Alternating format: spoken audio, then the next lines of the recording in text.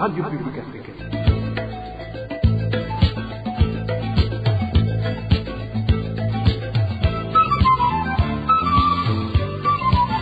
Radio Publique Africaine.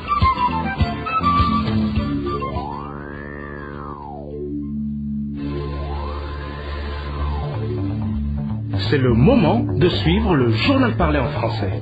À la présentation, Émile Nivasumbo. Bonsoir et bienvenue dans le journal du 6 novembre 2023. Voici les principaux titres.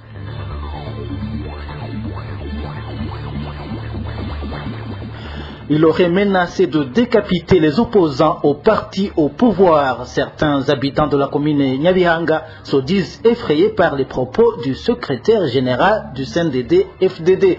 Un recensement à base d'appartenance politique fait peur aux habitants de la commune Gisagara. C'est dans la province Changuzo. Un recensement effectué par les Imbonerakure et certains enseignants réclament des lettres d'affectation après leur recrutement. L'année scolaire est déjà en cours, insiste-t-il. Vous allez les suivre tout à l'heure. Voilà pour le sommaire. Le développement des titres, c'est tout de suite.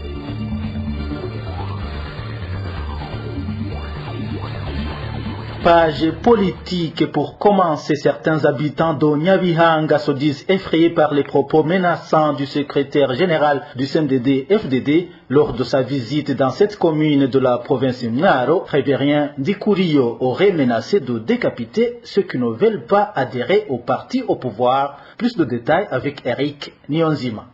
Lors de sa visite en commune Nyabihanga, Révérien Dikurio, le secrétaire général du parti CNDD-FDD, a dit que les coups citoyens qui ne sont pas membres de ce parti tomberont. Notre source fait savoir qu'il a également fait savoir qu'il y a une colline de cette localité habitée par des gens compliqués. Ce qui fait peur aux citoyens est son discours. Il a dit que ceux qui ne veulent pas adhérer à son parti, leurs coups tomberont. Il a annoncé dans son discours ce lundi à Nyabihanga. Les citoyens ont dit que ces propos les font peur. La ligne de colline de la zone Nyabihanga, appelée Gatwe, a été mise en garde. Il a dit qu'elle est habitée par des gens difficiles. Mis à part cela, la visite du secrétaire général du parti au pouvoir a perturbé les activités scolaires dans différentes zones de Nyabihanga. Des élèves de différentes écoles fondamentales ont été ordonnés par des Imbonerakure de rentrer pour changer leur uniforme et revenir dans une réunion tenue par Révérien Dikurio. Notre source précise que même les agriculteurs ont été interdits d'aller vaquer à leurs travaux champêtres. Les roues de certains d'entre eux ont été confisquées, c'est toujours notre source. La situation n'était pas facile ce matin. On a interdit à tous les agriculteurs d'aller dans leurs champs. Dans certaines localités, les roues ont été confisquées. Les citoyens se lamentent et demandent que cela cesse. Ils se demandent à qui ils vont réclamer les roues. Plusieurs écoles n'ont pas fonctionné aujourd'hui. Leurs enseignants avaient participé à ces activités politiques. Ces habitants de la commune Nyabihanga demandent au président de la République de suivre de près cette situation. Ils demandent aussi que les activités de ce parti soient conviées seulement à leurs adhérents, comme en précise notre source. Nous demandons que ces activités soient conviées à leurs militants et que ceux qui ne sont pas membres de ce parti soient tranquilles, qu'ils sachent faire la part des choses. Ils doivent savoir que nous ne pouvons pas adhérer tous au parti CNDD-FDD, qu'ils comprennent ce que c'est la démocratie. Au cas contraire, je ne vois pas où se dirige le Burundi. Nous demandons au président de la République de se lever et de suivre de près cette situation. Mis à part que ces réunions incessantes du secrétaire général du parti CNDD-FDD, Révérien Dikurio, perturbent les activités de la population et les empêchent également aux citoyens de bien se reposer, car elles se tiennent souvent pendant la nuit. La peur panique s'installe également chez les habitants de la colline Bumba en commune Gisagara de la province Changuzo à cause du recensement à base d'appartenance politique effectué par les Imbonerakure de la localité. Les membres des partis de l'opposition pensent que ces Imbonerakure sont en train d'élaborer des listes dans le but de leur faire du mal. Le point avec Dani Claire, il la trouve. Ce recensement en rapport avec l'appartenance politique est signalé sur la colline Bumba de la commune d'Isagara en province Changuzo a commencé lundi de la semaine dernière selon les habitants de la localité. Pendant cette opération, les Imbonerakure passent de maison en maison en enregistrant tous les adultes et leur appartenance politique, signale un des habitants de la localité.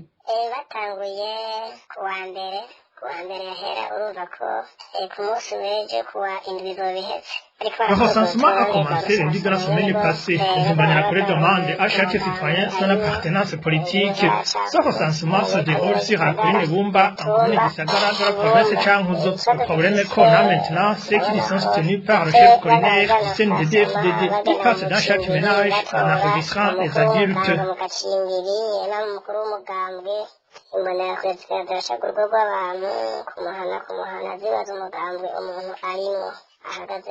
Les membres du parti politique et de l'opposition craignent que les listes confectionnées aient l'objectif de leur faire du mal.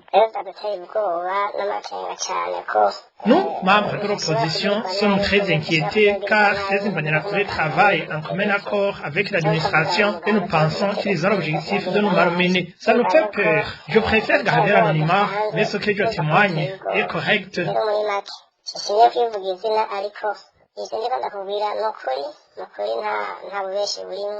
À ce propos, la rédaction de la RPA a pu contacter Gracien Nitunga, administrateur de la commune Gisagara, et ce dernier nous a dit qu'il n'est pas au courant de ce recensement. Ce journal peut être retrouvé sur différentes plateformes Facebook, Twitter et YouTube de la radio RPA Idjwi Gabanyagihugu. Dans un instant, nous parlons éducation. RPA. Le mauvais rendement actuel des élèves est la conséquence de la crise qu'a connue le Burundi selon le président de la République qui explique que certains enseignants ont obtenu des diplômes non mérités. Il a fait ses déclarations dans la province Muyinga ce jeudi 2 novembre, le jour choisi pour célébrer la journée mondiale des enseignants au niveau national. Pour Évariste Ndayishimiye, ces enseignants sont inaptes au travail. Écoutez plutôt le président de la République du Burundi, Évariste Ndayishimiye. Voici les principaux facteurs qui sont à l'origine de la médiocrité dans l'enseignement aujourd'hui. Nous avons traversé une période de crise durant plus de 10 ans. À cette époque, un élève avançait de classe alors qu'il a étudié 3 mois seulement dans une année. D'autres élèves menaçaient leurs enseignants avec des couteaux et les obligeaient de leur accorder des points gratuits. Dites-moi franchement, un enseignant qui a avancé de classe de cette manière, quel rendement peut-on espérer de lui? Il n'a même pas été éduqué. Est-ce qu'il va donner ce qu'il n'a pas? Quelle est donc la solution pour avoir des enseignants compétents? Il y a des enseignants qui sont très sérieux au travail et d'autres qui sont des fainéants et incompétents. Nous devons comprendre que la crise qu'on a vécue nous a mis dans une situation que personne ne peut expliquer. Certains se réjouissent de se présenter au travail et de rentrer sans rien faire.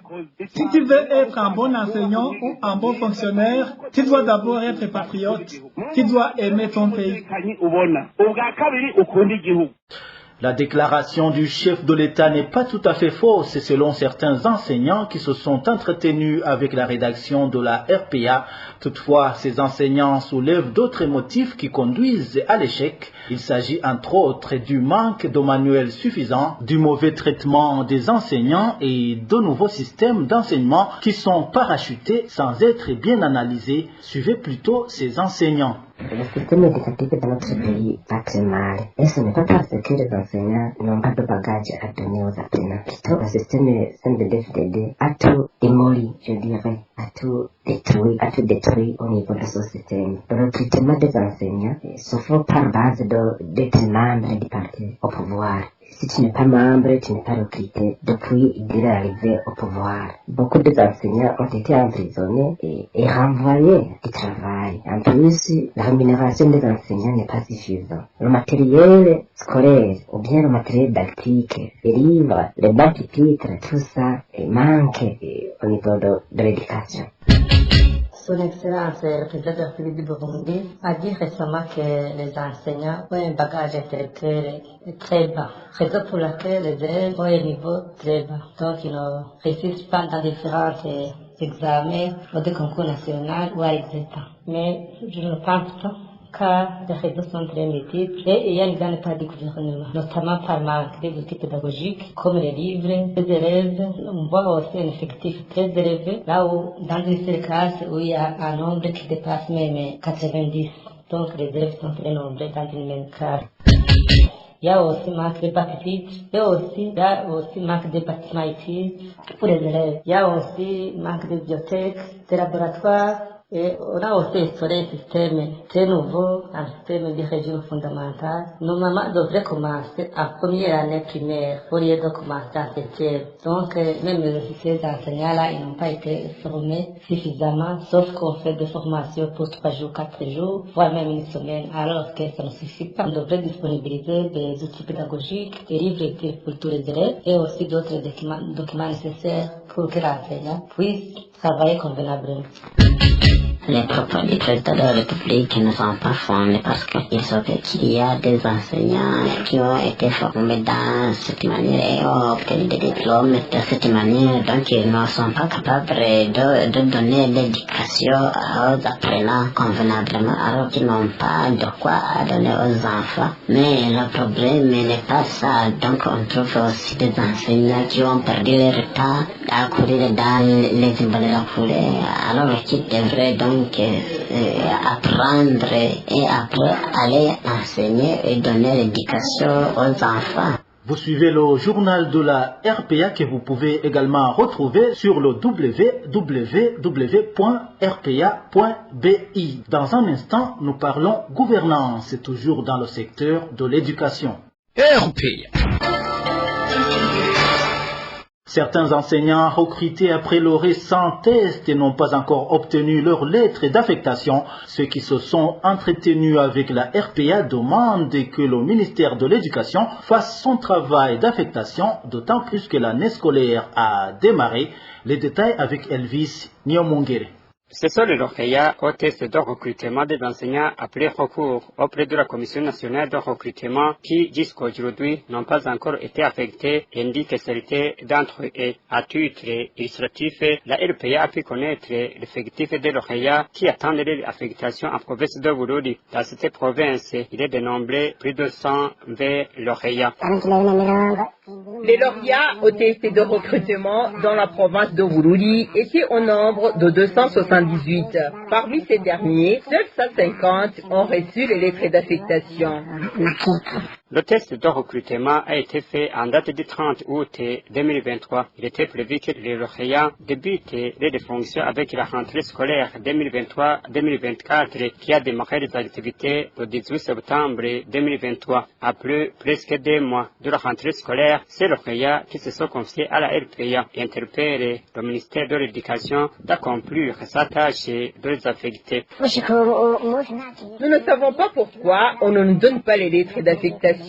L'année scolaire pendant laquelle on devrait commencer à prester est en cours et nous sommes déjà au mois de novembre. Cela sous-entend que vers la fin de ce mois, il y aura arrêt des cours pour se préparer aux examens du premier trimestre. Nous demandons donc que le ministère nous affecte comme les autres et qu'on commence le travail car nous avions réussi le test de recrutement.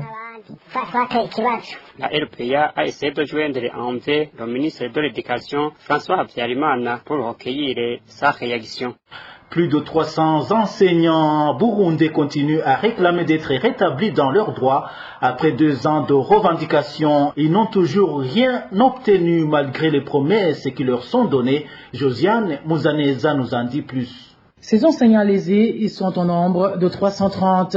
Leur point commun, c'est le nombre 10 qui débute leur numéro matricule. Ils viennent tous de passer 17 mois à réclamer le déblocage de leur carrière, c'est-à-dire leurs indemnités suspendues il y a de cela 8 ans. Un avantage qui, pourtant, le reste des enseignants bénéficie déjà de la frustration de ces plus de 300 enseignants qui ne comprennent pas pourquoi ils se font toujours balader chaque fois qu'ils veulent s'enquérir de leur situation. L'un d'entre eux témoigne.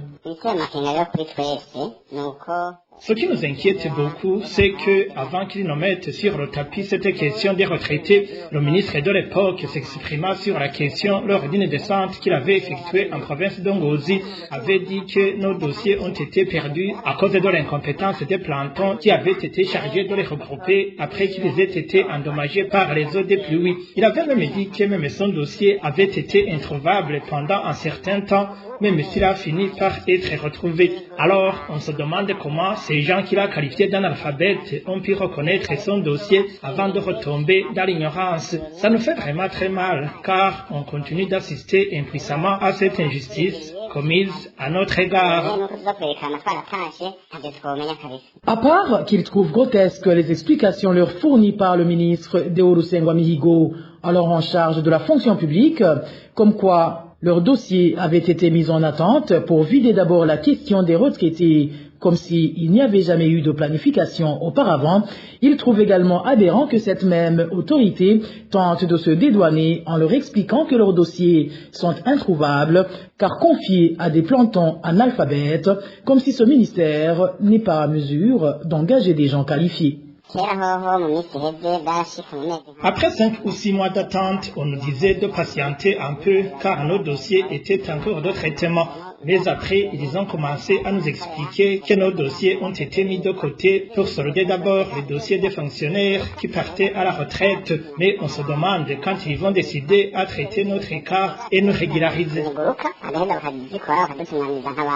Les dossiers en question ont été gâtés par les eaux des pluies qui se sont infiltrées il y a de cela 2 ans jusque dans les hangars où sont stockés ces derniers. Pour le moment, ces enseignants se demandent s'ils vont attendre l'âge de la retraite pour être régularisés, car ils trouvent qu'il y a eu une mauvaise foi dans le traitement de leurs dossiers, vu qu'ils ne s'expliquent pas comment les agents de la fonction publique leur disent qu'ils ne les voient nulle part dans les machines, alors qu'ils n'ont jamais cessé de percevoir leur salaire depuis, d'où ils demandent d'être régularisés comme leurs confrères. À propos de ces lamentations, la rédaction de la RPA n'a pas pu joindre Vénuste Mouyabaga, actuel ministre de la fonction publique, de même que le docteur François Habyarimana, ministre de l'Éducation, pour de plus amples éclaircissements.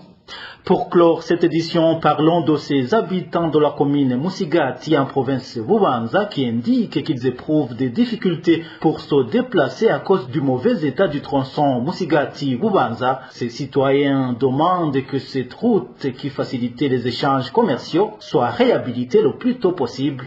Emmanuel Nyungeko. La circulation entre les communes de Musigati et Bubanza en province de Bubanza est pour le moment difficile à cause du mauvais état du tronçon Musigati-Bubanza.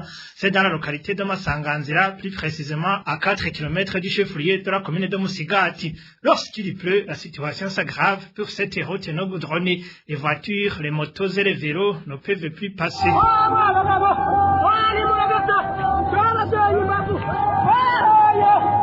C'était dans la soirée de vendredi dernier. Certains citoyens de la localité essayaient de soulever des voitures qui s'étaient enfoncées dans la boue. Notre source à Musigati indique que le mauvais état de cette route ne manque pas de conséquences.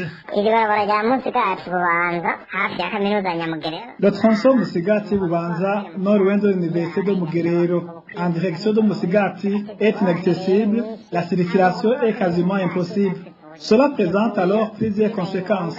Ici, au chef-lieu de la commune de Musigati, nous avons un centre de santé et s'il s'avère nécessaire qu'un patient soit transféré vers un hôpital pour être consulté par un médecin, que ce soit à l'hôpital de Bubanza, Mpanda, Bujumbura ou ailleurs, il devient impossible pour le déplacer parce que ni véhicule, ni moto, ni bicyclette ne peut pas prendre cette route. Le déplacement des marchandises jusqu'au chef-lieu de la commune de Musigati devient également un parcours de combattants, causant ainsi l'augmentation des prix. Ces citoyens demandent que cette route soit réhabilitée le plus tôt possible, dans la mesure où elle facilite l'échange de différents produits commerciaux. Les marchandises, que ce soit la farine, le haricot, les pommes de terre, ont augmenté augmenté de prix entre 300 et 400 francs le kilogramme. C'est parce que les véhicules qui amènent ces marchandises les déposent à Masanganzira. Il revient alors aux commerçants de chercher des gens qui les déplacent sur la tête jusqu'au chef-lieu de la commune Musigati. C'est cela donc ce qui explique cette majoration des prix, car les commerçants veulent récupérer le manque à gagner. Nous demandons aux autorités administratives de s'activer pour débloquer la situation. À propos de ces grognes des habitants de la commune de Musigati, nous n'avons pas pu joindre Joachim de Umukama, administrateur de cette commune, pour de plus amples éclaircissements. Voilà, c'est ce reportage sur l'état du tronçon Musigati-Rubanza qui met fin au journal de ce 6 novembre 2023. Merci de nous avoir suivis. C'était Émile Nivasumba à la présentation. Au revoir.